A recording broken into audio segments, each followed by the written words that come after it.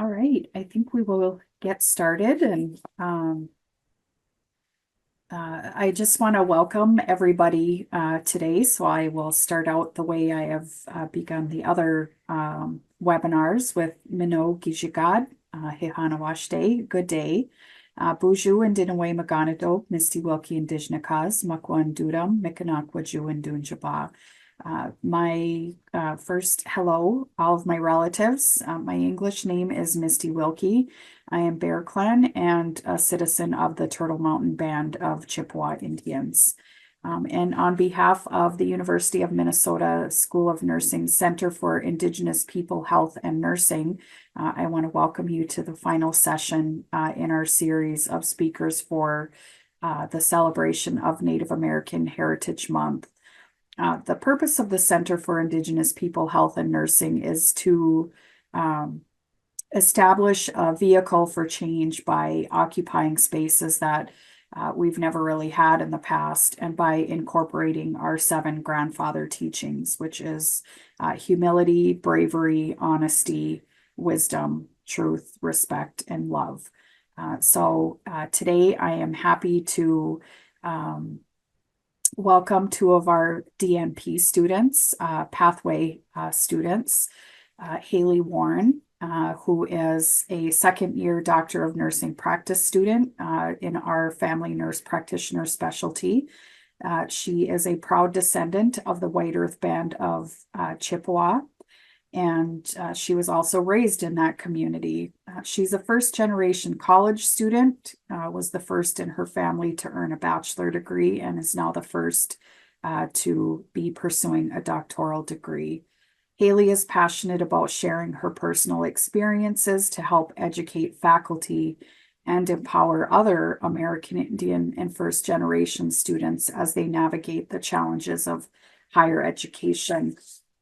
And our second speaker today will be Marla Jim. She is in her second year of the DNP program, and she is in the Health Innovation and Leadership specialty. She's an enrolled member of the Navajo Nation and the Towering House people on her maternal side, and was born into the Mexican people clan on her paternal side. She was born and raised in Shiprock, New Mexico, and received her Bachelor of Nursing degree from Arizona State University and a Master of Public Health degree also from the University of Arizona. She is also a certified wound care professional and has been a registered nurse for 19 years. Her passion is community and public health nursing, and has served in tribal communities for the last 16 years. So thank you to both of you for taking the time to share your expertise and experience with us today. So just a brief housekeeping item. Haley will do her presentation, and then Marla will do hers. And then we will open it up for Q&A. And if you want to ask a question, you can either type it in the chat or raise your hand, and we can get you unmuted. So with that, I am going to get off screen and turn it over to you, Haley. Thank you, Misty. All right, so my name is Haley Warren. I am a descendant of the White Earth Nation in Minnesota. I just wanted to come in here and discuss like first generation undergrad and graduate students, as I am both. And so I just wanted to present regarding my personal experiences with it. There we go. So I just want to share a little bit about my personal story first. So I graduated from a small public high school on White Earth Reservation, Waban High School. I was a class of 1 of 36, so we were quite small. After that, I attended the University of North Dakota as a first generation student. I was the only student in my class to go to the UND up in Grand Forks. I'll share a little bit more about that in a little bit. And then I graduated, and I've worked in numerous positions as an RN, hemodialysis. I've worked in pediatrics, family practice, and my most current role is urgent care, just off our reservation. I'm currently attending the University of Minnesota Twin Cities. I'm in my second year in the DNP FNP program, and I am enjoying that portion of my life right now. So I wanted to start with my pathway starting with my undergrad. So I was a first generation undergrad student. Neither one of my parents have a four-year degree. I initially started UND as a mathematics major. Quickly learned that that wasn't going to be the route that I wanted to. I wanted to get back into healthcare. And so I chose nursing. I became part of the RAIN program and the Indigenous program. Something kind of unique about both of those programs was I actually didn't know they existed. I was reached out by them, the program themselves, through an email stating that they saw that I was part of these programs and that I was part of the White Earth Nation and welcomed me to come and talk with them. So that was kind of an interesting experience. I spent 4.5 years at UND with their RAIN program. It's Retention of American Indians in Nursing, which is a specialized program within the nursing program there. I enjoyed that. I enjoyed the community aspect of things with it. I had other classmates that were from different reservations that I was able to talk to, communicate. We studied together, we worked together. We are all in the same classes together, so that was really beneficial. And then I was also part of their Indigenous program there. They actually had their own building that we were able to go and study. They had food sometimes. They welcomed us with different activities. So I just felt like I had a community aspect when I went up to UND by myself. So when I initially started, I was kind of closed off in the sense of like I didn't have a community outreach up there. So when I was invited to these programs, I welcomed them. After I graduated, I talked about my work with hemodialysis, family practice, pediatrics, and urgent care. I've done a variety of outpatients aspects. My pediatrics was within the IHS community. Family practice and urgent care was just off the reservation themselves. So I'm currently attending the University of Minnesota. I'm working through my FNP. And I'm part of the Pathways program. Misty is actually my advisor for that. And I have felt a tremendous amount of support and community aspects with being able to connect with other people in similar situations that I am. So as a first generation student, this was something that I kind of strive to find is that community aspect because I don't have anybody else to kind of communicate and connect with and kind of in similar circumstances that I would have been in. So kind of go into, since I've talked a little bit about my background, I kind of want to talk about some recommendations I had with just being able to support those that are first generation undergrad students, graduate students, first students that have graduated high school even, or their associate's degree as well. I always recommend that they find groups of similarities, whether the groups reach out to them or they're able to find like a resource sheet or something that they're able to look at. So with the university right now, I'm part of their honor society as well as the Pathways program. So I was able to connect with that. And part of the reason that I chose U of M was for the Pathways program. I saw that they had a community aspect that I had with my undergrad, and I knew that was something that I'd be interested in. I also talk a lot about finding mental health resources for first generation students. It's tremendous to be feeling like you're the only one. And so be able to find these resources to accept help and have students be able to like access them, or I feel is also tremendous to be able to communicate with these students and find something that when they're having stressful situations, they have somebody to go to for help. I also am fortunate to be able to have some financial aid resources with scholarships. But it would be beneficial to have somebody that stands alone to be able to reach out to regarding financial aid help, like doing FAFSA, finding scholarships, reaching out when there are scholarships that they potentially have available for them. We get emails regarding some of that stuff, and that's tremendously helpful because I'm able to find things and be able to help pay for student loans that I'm currently having. And then my biggest thing is finding advisors, upper student mentors, support system in any way, shape, or form. Like I said earlier, my parents do not have 4-year degrees, but they're some of my biggest cheerleaders and support systems when it comes to me having bad days with school and whatnot, and just having that extra strain. But then Misty, I've always been able to reach out to Misty. She's my advisor. And I'm able to ask questions that I might not be able to get answers to, or would have extended amount of time to find answers to.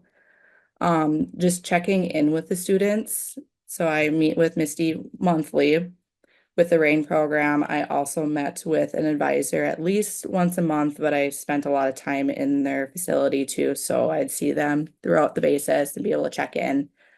Just being able to check in and talk about things that are currently going on in our personal life as well as our school life, and kind of maybe finding resources and help, being able to find people who we can reach out to has been extremely beneficial. Sometimes we just need to be able to talk out some of the situations that we are in without actually needing to find further resources. So just being able to talk about personal life, um, and how that affects our schoolwork and what schoolwork resources we have for us. And then I always say, any other individuals as resources. So with the Pathways program, there's many of us that were able to connect and talk to each other with things that we might be going through, reaching out maybe to those that are higher in the program than we are, to be able to say, hey, we're having difficulty in this class. Can you give me some tips, tricks to be able to help with that? Or even just asking people in our life and our community, just asking, what can we do for you? How can we help? Is there anything that you would like to talk about? Just those kind of resources and reaching out with students is tremendous help, and kind of gives us an extra aspect of they are caring for us. They have a community that's backing us and trying to make sure that we succeed as much as we possibly can. And that kind of takes a load off on ourselves too. So kind of with all the recommendations and resources are the biggest thing. Being able to have things that kind of are accumulated in lists, or being able to reach out and ask questions with people or know who we can reach out to, is a tremendous amount of help for those first generation students that may not have the resources back home, or maybe not living currently in home areas that they're just trying to find their own community and help. So, and support systems. So those are kind of the recommendations I have as first generation student for undergrad as well as graduate students. So I'm going to stop sharing and I'll change it to Marla here.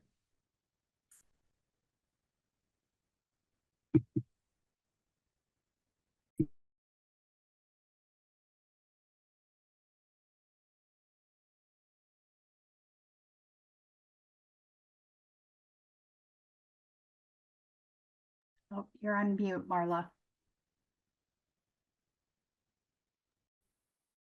Okay. Are you able to see my slide? Yes. Okay. So first I like to introduce myself in my native language. Yat e bene, shik is, she marla jem yenishia, kia ani nishla, do nakai dina bashishin. Nat ani nas dan iyasi nasha. So good morning, my friends. I'm Marla Jem, and I am of the Towering House people on my mom's maternal side, and also born for the Mexican people on my father's side.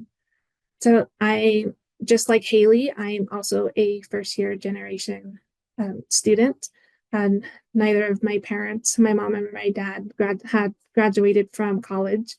Currently, I'm the Chief Community Health Officer at the Canoncito Bana Navajos Health Center, and it's in Tohajale, New Mexico, which is on the Navajo Nation, which is west of Albuquerque. So I just want to talk about my experiences as a navigating being a minority, a Native American in both undergrad and graduate. So, okay, so as we see, like Native nursing representation, we're a very minority. Like in 2022, 0.4% of Native American, Alaskan Native are represented in the nursing workforce. And then just some little statistics. I found that between 2010 and 2020, there were like 316 DNP, 71 PhD. And so like knowing these resources and having the support, we really do need an increased need of Native, of our people to be represented in leading our healthcare system, providing care to our communities, because we know in our tribal communities, we know what our people go through. We have increased disparities. We have high risk of diabetes, cancer, and also social determinants of health that really impacts our tribal communities. And as Indigenous people, we know these challenges. And so, and also having that support to our communities, I feel that we really have that knowledge, and we also, our communities trust us, and we can build that relationship. And some of the challenges, I would say, navigating like higher education as an Indigenous, is that like not knowing the lack of resources that we have, like not knowing all the resources out there, like the scholarships, programs at universities that have Native programs that support. And then I think a lot of us can probably, in the imposter syndrome, I've had dealt with it. So, you know, not like having that trust or the confidence that we can do this. And so in my undergrad, I went to Arizona State University, and I was very fortunate that they had a Native American nursing program, and that was under the HRSA grant too as well. And that was under the American Indian Students Unified in Nursing ASIN program, and that was led by the late Bev Warren. And so I didn't know about that program. So I started off at a community college, at Mesa Community College. And so what I did is I did my nursing prerequisites at MCC, and then I transferred to ASU. And so when I applied, ASU was the one that notified me of the ASIN program. So I got connected with Bev and the whole staff and applied for their scholarship. And so that scholarship really helped me to support me, and also apply the financial resources. So my tuition was paid, and I also got like the monthly stipends, which was separated into bi-weekly payments. And so that helped also with like housing, with meals. And the ASIN program really built like a connection with all the Native nurses, and it also included pre-nursing students. And so we also had like our own little department in a nursing college of nursing. And so that allowed us to gather, and we met with Bev frequently as she was our mentor. And also she brought in like traditional elders, healers. And so we had talking circle. We also had sweat lodge if anyone wanted to attend it. And that was then at the Phoenix Indian Medical Center. So it's really important, as Haley mentioned, to reach out and kind of seek these resources. And it's really important for these seeking out mentors. And, you know, I've been fortunate that Bev was a really great mentor for all of us. And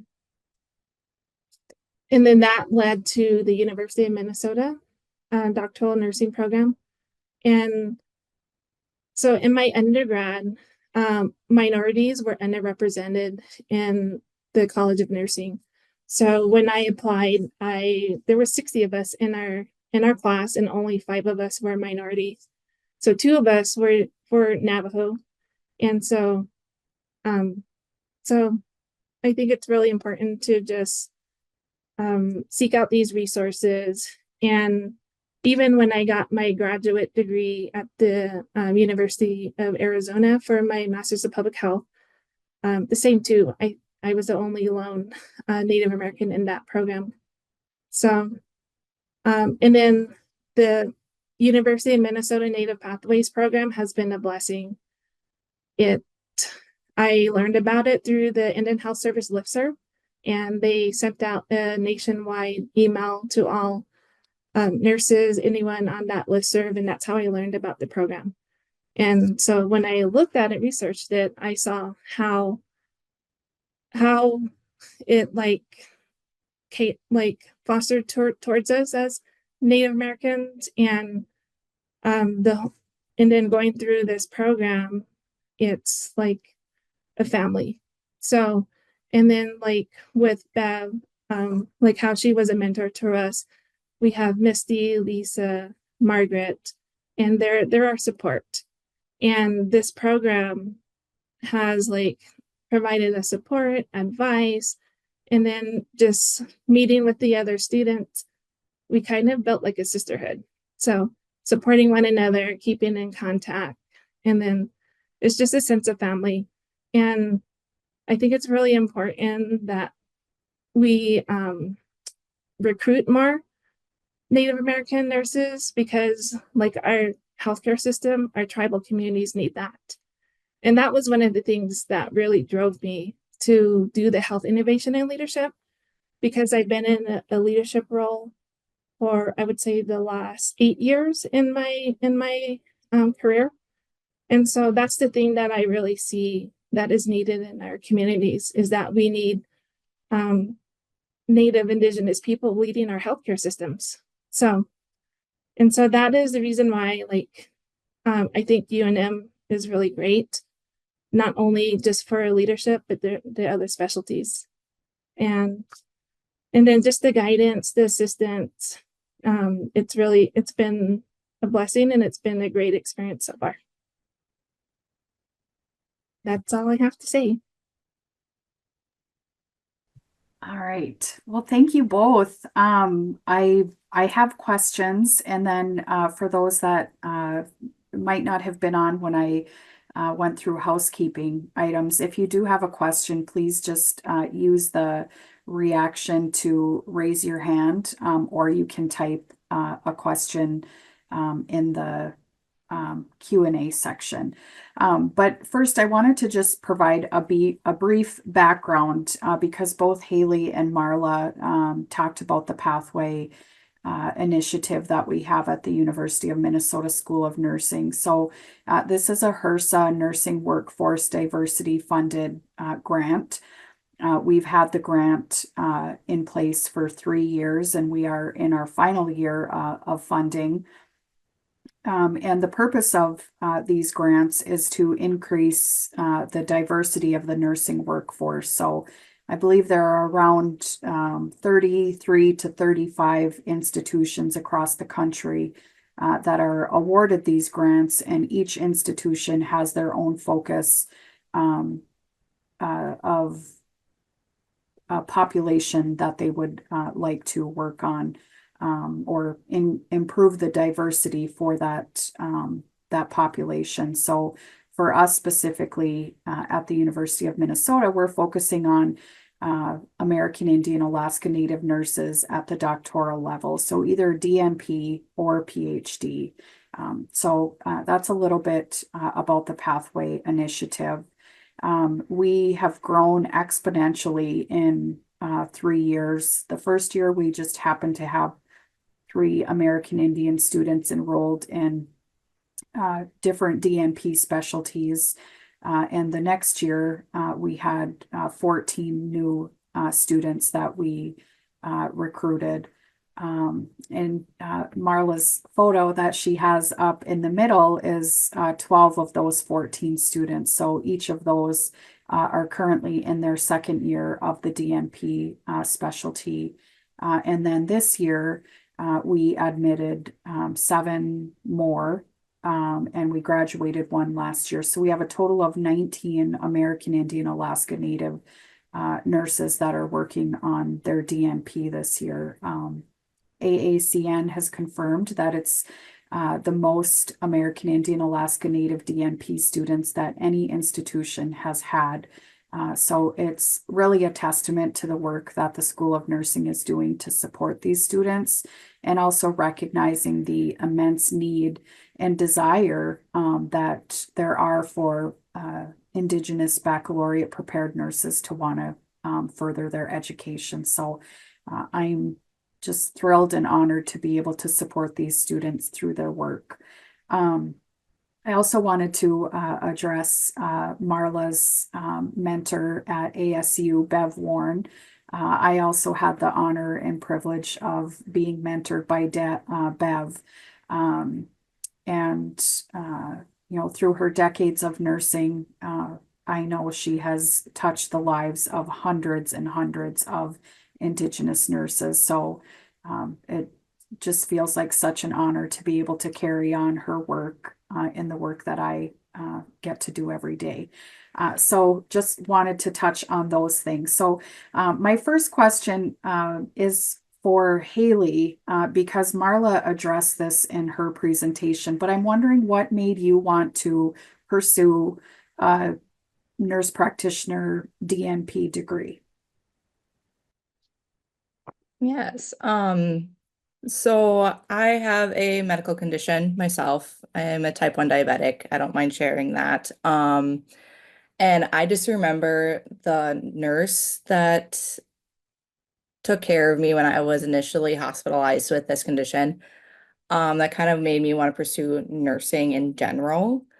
And so when I started getting into the nursing field, I noticed the need of our people to be able to have someone that they can trust, somebody in their community that they are able to go to for healthcare needs. And I thought the only way that I'd be able to help contribute to the community that gave so much to me was to continue my education so I was able to give back to them and take care of my community for future generations, as well as to be somebody that the younger generations are able to look up to and ask for guidance and questions regarding their next steps in their own careers and aspirations that they have. So Thank you. My next question for both of you is, what words of wisdom would you share for those thinking about pursuing a doctorate degree?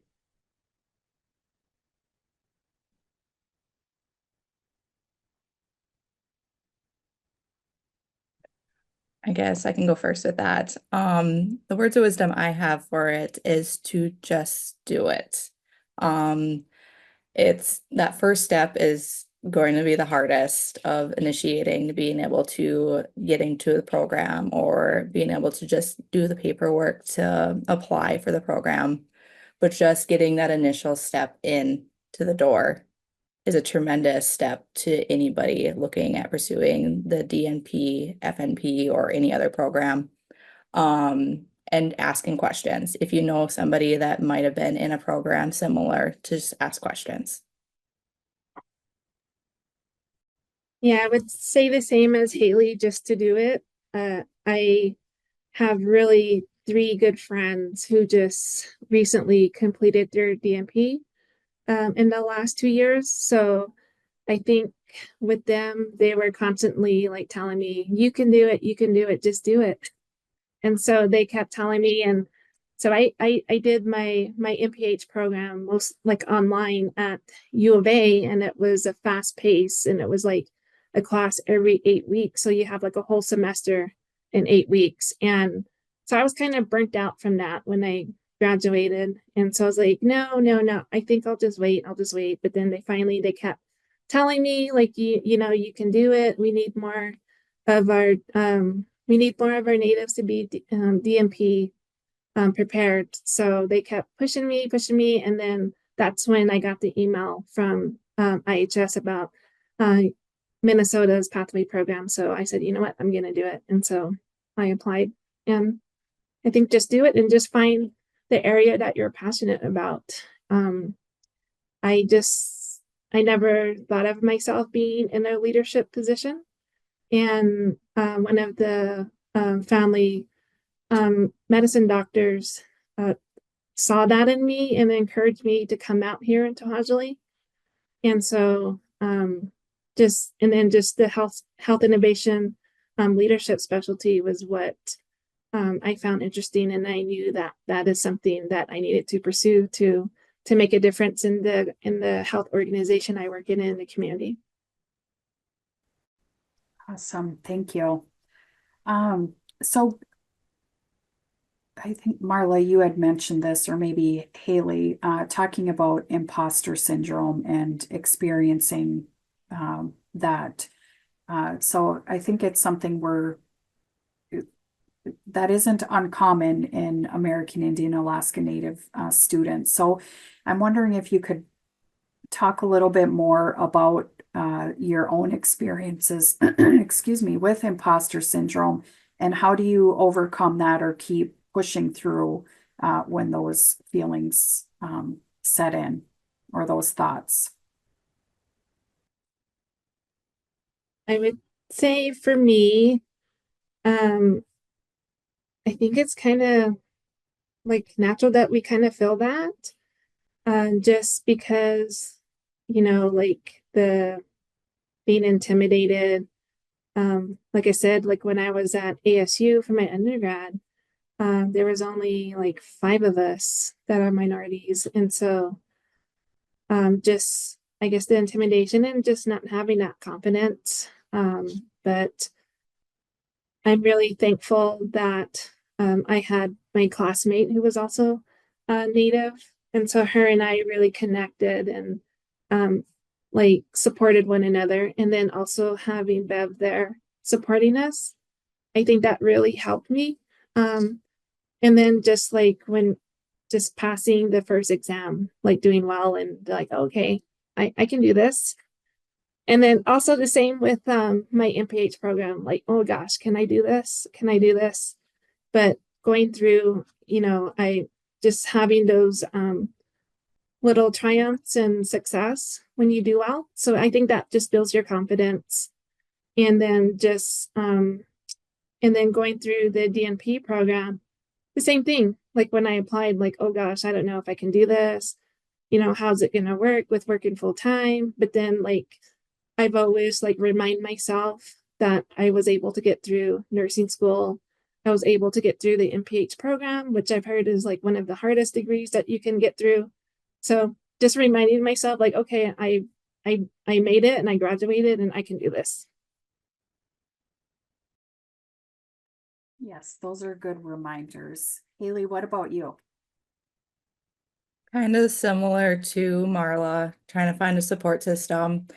I actually have a sticker on my computer that says I am Indigenous, and I purposely made it to show to other people that may be looking at my computer. I've actually had classmates ask me because often they don't realize that I came from a reservation. And a lot of times I've heard there's been comments previously in classes and stuff like that about Indigenous populations and different things that may happen on reservations. And I've chosen quite often to just sit there and almost take the information in. And I feel like just being Native myself, people don't realize that I am. And so they feel like they can say that stuff until they realize that I am. And so kind of voicing, I feel like is kind of helping with the imposter syndrome, being able to state, yes, I am Indigenous. I don't know where you're getting this information, but this isn't how our community works for the most part. And I feel like you haven't seen our community, haven't been able to be in our community, respect our community in the way you're speaking right now. And so being able to just voice information as well. So I feel I'm slowly building into it, but I feel like I'm oftentimes still in that imposter syndrome of just kind of faking it until you make it kind of situation, when right now I should just be able to voice who I am and where I grew up and my community and all the other aspects that come with it. So Yeah, it's a tough spot to be in. Especially if you're the only one in that group of folks, and having the confidence and sometimes the bravery or courage just to speak out against what's being said is challenging. That leads me to my next question. Yesterday, I sat in on a fireside chat that AACN was hosting, and one of the topics that came up in that conversation was dealing with microaggressions. And, very similar to what you just spoke about, Haley. So I'm wondering if you would both be willing to share any experiences with microaggressions that you've had in your programs, and how maybe you've changed throughout the years where you haven't said anything in the past, or you've always been very confident in speaking up. And but I'm asking more from a faculty perspective of sometimes things happen in the classroom that faculty aren't aware of, that are really impacting our underrepresented and marginalized students. And how might we better support students that are experiencing microaggressions that we aren't aware of. So if you touch on that briefly.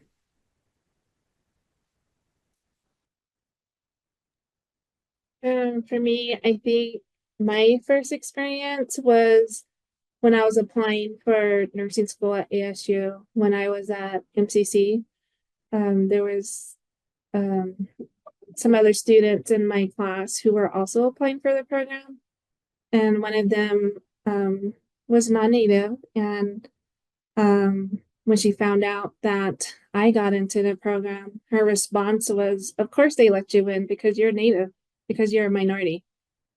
And that was her response. And that was really like upsetting. And my response was, well, no, I've done really well. I worked really hard in all my classes, and my GPA shows for why I got in. So, and I think it's just advocating for yourself. It is the biggest, and in a non-confrontational way. And and like as we learn, like in leadership, using I statements of how you confront. And so, and that was one of the ways that is just speaking up, advocating for yourself, but you're also advocating for other natives also.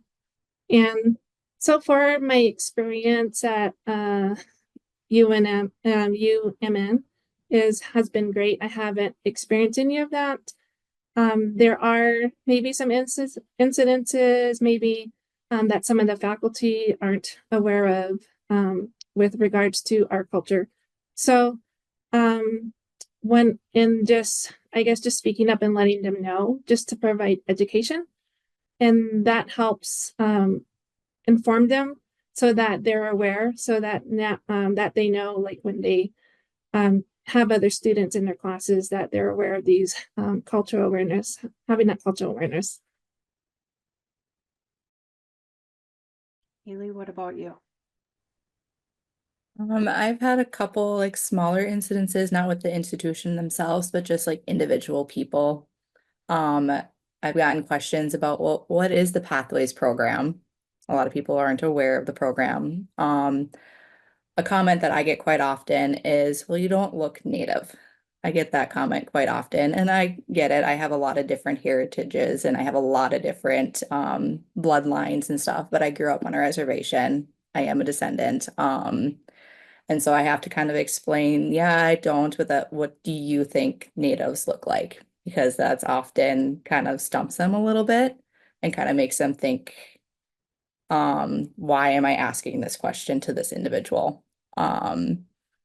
Another thing that I see a lot of times in the program is they talk about whites or Asians, but they always clump, almost always, very often clump American Indians in with other or with other groups rather than our own entity, which I find kind of different because they often kind of bring up how natives are with higher rates of diabetes, or cardiovascular concerns. But then when we're going into other things, we're kind of clumped in other rather than our own entity. So that's kind of the couple things that I've noticed. Otherwise, I've had great experiences.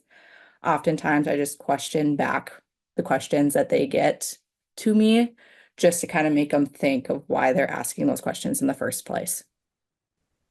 Yeah, those are really good points. So there are times when I do a presentation, and that's one of my slides, is how natives look, because that is a very common comment, especially for those that are fair skinned. Within my own family, I have blonde haired, blue eyed cousins that are enrolled as half. And then I have very dark skinned, black hair, dark eyes that are also half. And so there's just this broad spectrum of what natives look like. And so you can never tell just by looking at somebody. And then there's also the cultural side of it. Growing up on a reservation is very different than those that grow up in other non-native communities. And so there's the cultural side that I don't think a lot of folks understand either. The other point I wanted to address that you made was about the data. That is certainly a very frustrating point for a lot of us. When we are left out of the data or are included in other or on the national news. I think in 2020, we were listed as something else. That was what the category had on the table. And I was in such disbelief that we weren't even other, we were something else. So then, of course, there's these memes all over Indian country that are, making fun of it, essentially, of us being something else. But yesterday, the Center for Indigenous People Health and Nursing hosted Kristen Katuchek, who is also one of our pathway students.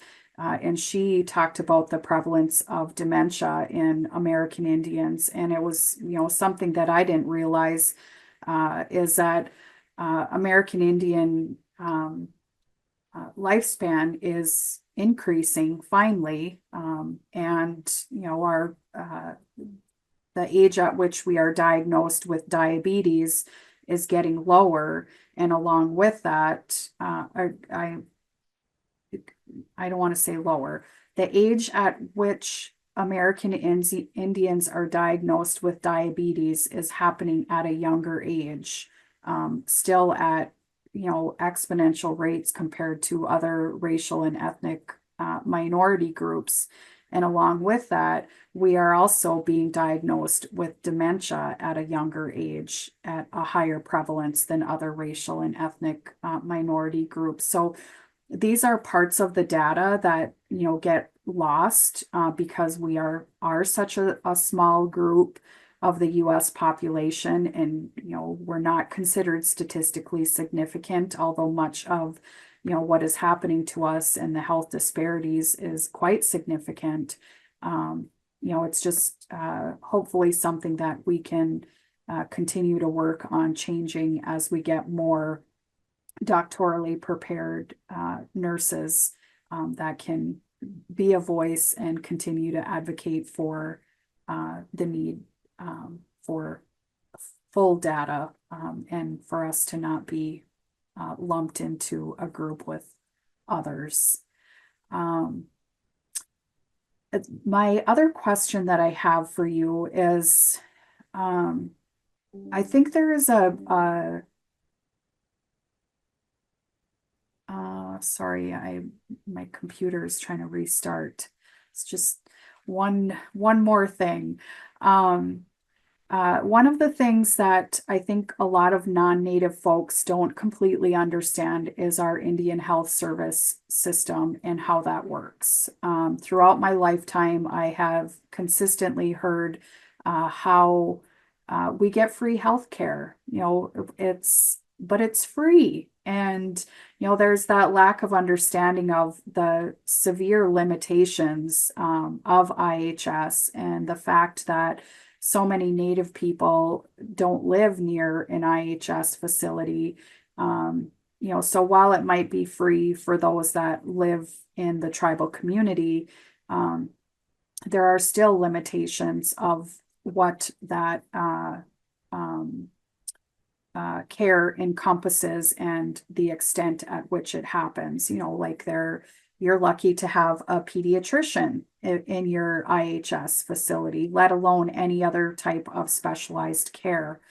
And, the fact that in the history of IHS, we've always been underfunded. There has never been enough funding to complete, all of the care that is necessary for Indigenous people. So my question for you is, you recognize, the IHS and Tribal 638 facilities are often understaffed, underfunded, all of these things. How do you go about sharing that information within your cohorts, as you're talking about healthcare? Because our healthcare looks very different than non-Native folks that live in rural or urban areas. So what do those conversations look like, and how do you educate your classmates and faculty on, the differences between IHS and Tribal 638 clinics? So this semester, it's like on healthcare models, and I'm really fortunate that when we had our on-site meeting for Deep Week for class, and one of the classes was going over different healthcare systems, and it was really great that the professors included IHS in that discussion. And so that led us to talk to our other cohorts, our other classmates about our challenges within IHS and how we're underfunded, and also the difference between IHS and Tribal 638 programs. So I think that's really great that the Health Innovation and Leadership program addresses bringing awareness to IHS and Tribal 638 programs. And so that leads to the discussion of like our needs. And as you mentioned, Misty, a lot of our tribal communities are in rural areas. And so, nursing, we've had a nursing shortage for years. And it's even more harder to recruit for these rural communities. And that's what we're currently seeing in my clinic. And even though we're like 30 miles away from Albuquerque, it's still hard to recruit. And so a lot of our healthcare facilities don't have specialty providers, like podiatry, cardiologists. So a lot of times we have to do referrals to these specialty providers in bigger cities. And so, and as I said, like social determinants of health play a major factor for our tribal communities. So like a lot of our relatives don't have transportation, and they live far. And for example, in my community, majority of the community are dirt roads, far from the clinic. So when we have major weather that impacts us, snowing, rain, we're not able to go out to them to help bring them into the clinic because the roads get muddy and more likely for you to get stuck. And also too, like if you live outside of your healthcare facility, out of your community, so like the patient referred care, that helps community members pay for these specialty visits. And so if you're out of your service area, you're not able to get that financial support to help pay for these specialty services that you need. So those are some of the biggest impact for community members if you're not in your service unit. And so fortunately, like in Albuquerque, they do have the Indian Health Service Albuquerque that helps urban natives. But a lot of the times, like these referrals, because if you see seek care from another facility that's outside of your service area, a lot of these referrals will end up getting sent back to your service unit, and so that really that delays the care. So those are the biggest challenges that we see in providing care to our communities. Thank you, Marla. Haley? There isn't a whole lot more I could say other than what Marla just said. And the biggest aspect with when I'm talking to my classmates and whatnot in class is that I have to remind them that we aren't always urban. There are a few of us here that want to do rural, want to take our education back to communities that are rural. And so we don't have necessarily a cardiologist on staff or a nephrologist on staff that we could just refer them to and they'll get in next day.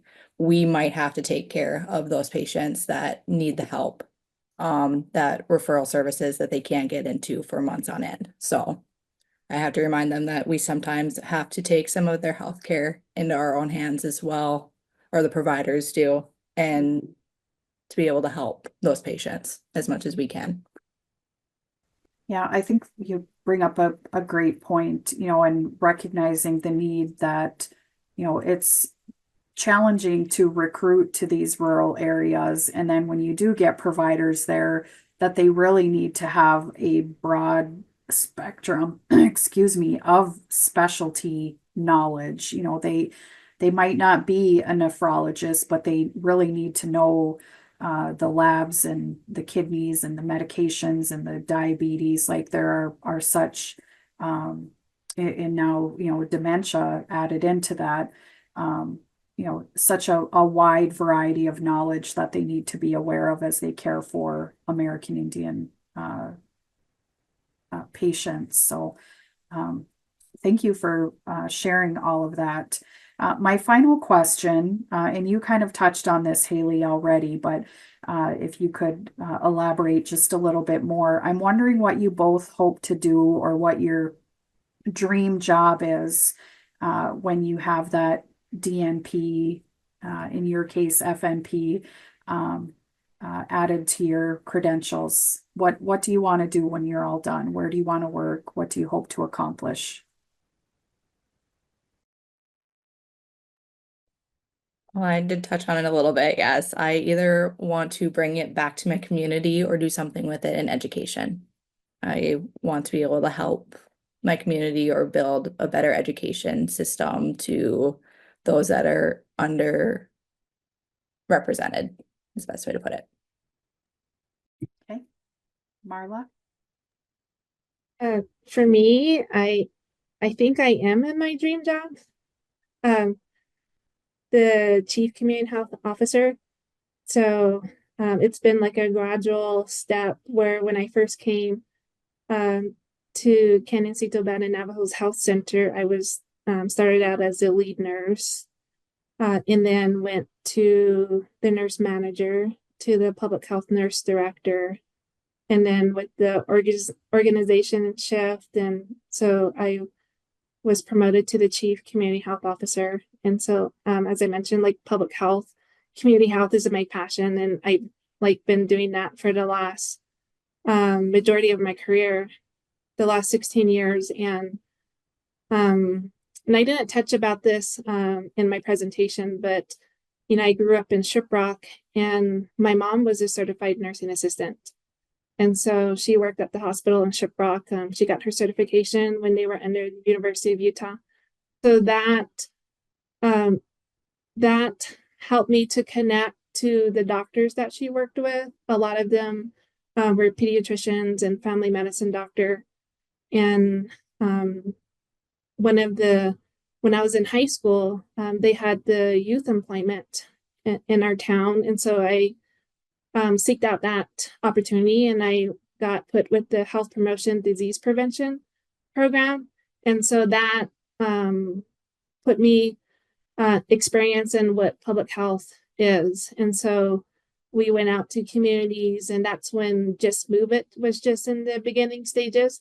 And so I went with one of the family medicine doctors and the diabetes team. And so going out, traveling to all these communities, that's something that I really loved.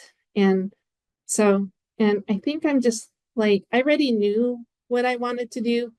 And so, and then like during ASU, when I was in nursing school, like my public health rotation, I was able to do at Phoenix in a medical center. And that's when I was like, you know what, public health is what I'm going to focus on. And I really love it. And so I think my dream job would be going back home to Shiprock, working and being like the community health director there. And then as Haley said, being a mentor, especially for like the high school students, you know, them seeing me being coming from Shiprock and knowing that, you know, I went through the programs, like we can be successful. So I think that that's one of the things I'm really passionate about. And I know it's important that as the NP leaders, being Indigenous students, we need to mentor our youth. And I think that's one of the biggest things that I want to do. Awesome. Thank you. I think that's a great way to end our time together. And it reminds me of my favorite quote is by Marian Edelman Wright, and it is, "You cannot be what you cannot see." And so, you know, I just think it's vital that our youth see us in positions, knowing the communities that we came from, and, you know, the challenges of sometimes just graduating from high school and, you know, being able to succeed and accomplish a college degree, and, you know, the dream of earning a doctorate degree. You know, one of the purposes of the HRSA Nursing Workforce Diversity Grant and the Pathway Initiative is to increase the number of American Indian, Alaska Native nurses, researchers, faculty, leaders, administrators. You know, we need them in these positions to really create change in our communities. And I am so thrilled to have you both in this program, along with the other students, and working towards your doctorate degree. I want to thank you again for your time and sharing with us today, and all of your experiences. This webinar will be shared on our Center for Indigenous People Health and Nursing webpage. Yeah, I just want to thank you again for being with us today. So thank you, Marla and Haley.